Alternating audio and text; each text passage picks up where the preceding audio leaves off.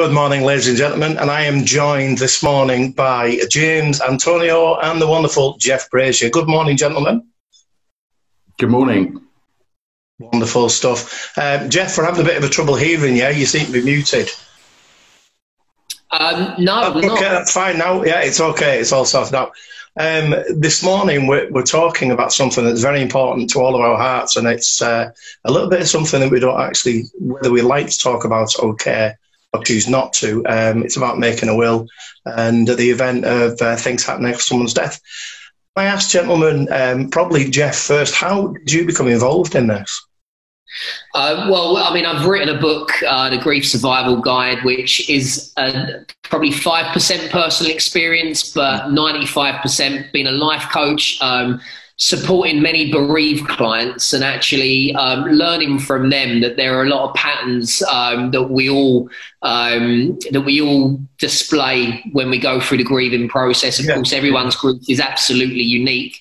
But in writing the book, this is one small area of grief that I covered. Obviously, it's a massive area, but yet grief is such an expansive maze of emotion and feeling and experience.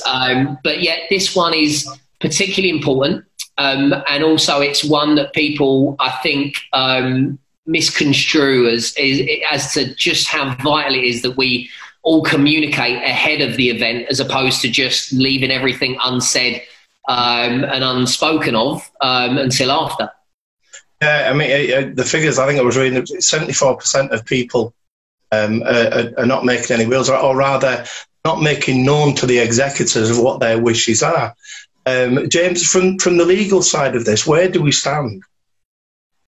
Well, the good news coming out of the Coop Legal's report is that people have been making wills, and we've seen a big increase over the past 6 months during the COVID lockdown period.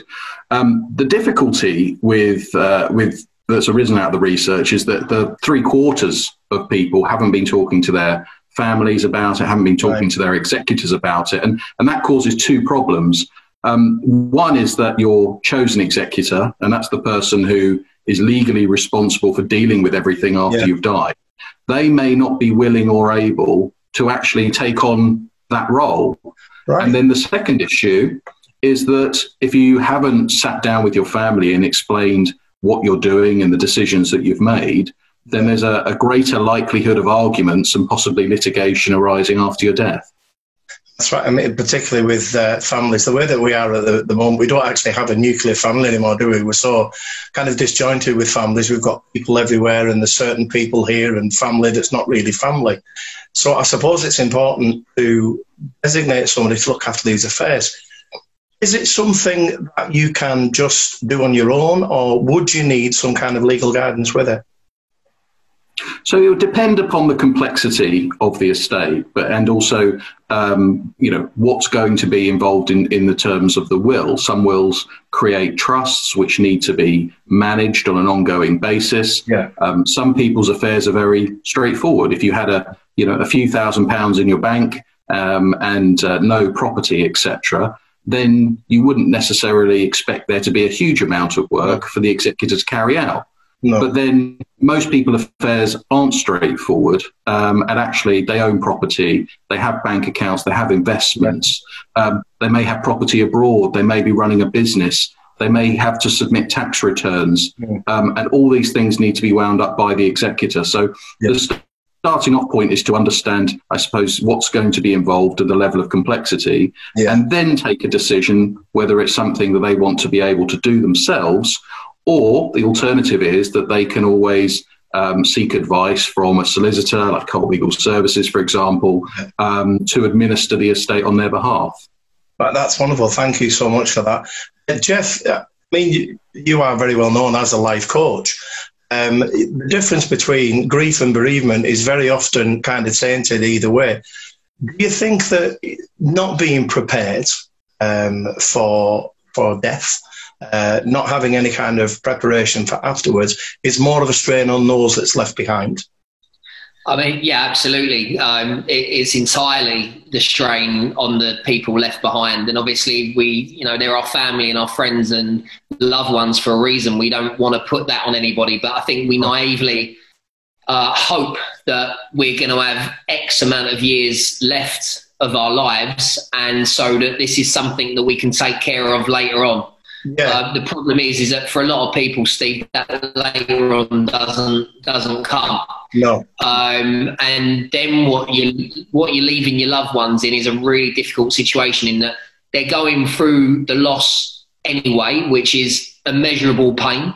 Yeah. But then you're actually heightening that, multiplying it, if you like, because they've then got to worry about, well, what music did they want at the funeral? What, who's getting the house? How are we meant to divide it? What did they want?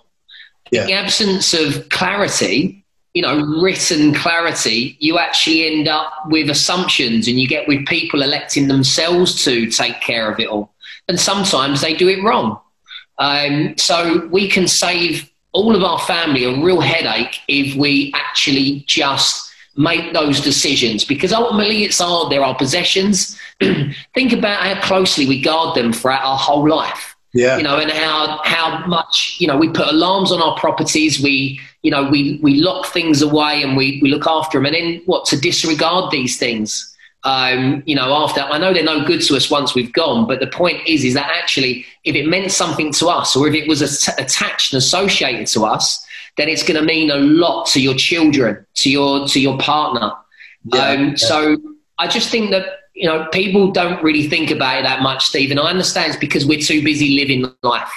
But I really want to appeal to people's common sense, I think. And it's completely understandable that people haven't done a will, because it's that subject that we like to avoid. But if we die and we haven't done one, then we're really putting our loved ones under unnecessary pressure and stress, which, can often get in the way of them starting the grieving process. If families are still going to court a year or two afterwards down the line, then I guarantee you, because I've seen it a number of times, I've spoken to many individuals that have not started the grieving process because they're too busy untangling the mess.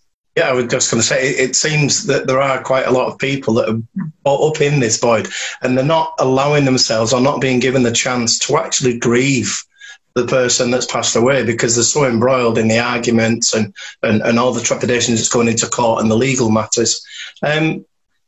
Really, what we're trying to say is people need to be talking to a reputable legal person to get this sorted out. That we need to be talking a little bit more about how we deal with that. And this is the message that we're going to try to get across.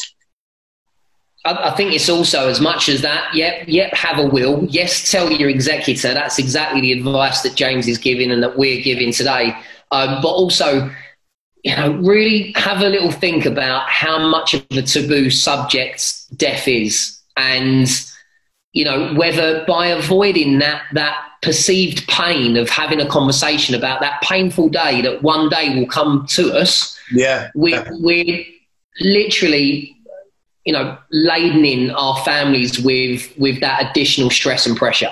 Whereas if we actually are brave enough to have that conversation and to start making decisions about that day, whenever it does happen, hopefully for any of us, it's going to be in a long time. Yeah. But there is absolutely no correlation between the conversation being had and that day coming forward.